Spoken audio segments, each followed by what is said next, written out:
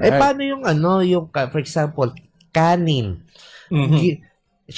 Kanin tuloy. Bigas Bigas muna. muna. Bigas muna. Palay, di ba? Palay muna, bigas. Bigas, sinaing mo. Tapos sinaing mo. Anong ano doon ang magiging usapan natin doon? 3 state yan. Okay.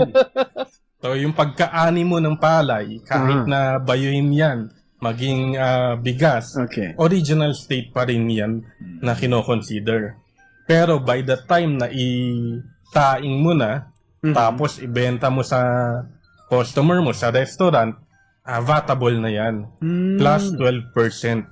Okay. Kaya ang mahal ng ano ngayon? Rice. Ngayon. Kaya no? pala extra. Siyempre, extra rice ako lagi. Father Raddy. Sabi ko, bakit ganun mahal ng rice? Sana nagbaon na lang ako ng rice. Kasi mura lang. Correct. Ganun pala yun. Nagugulat ako ngayon sa rice ngayon.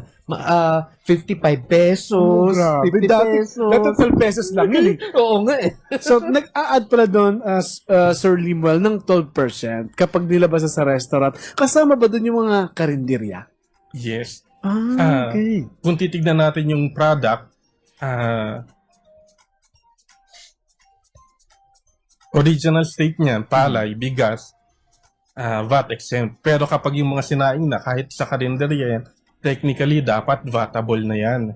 Pero dito naman, tatalon tayo dun sa registration nung entity mismo, nung nagbebenta. Kasi kung ang kinikita ng karinderya ay less than 3 million naman, Ayan. is wala pa ring VAT yan.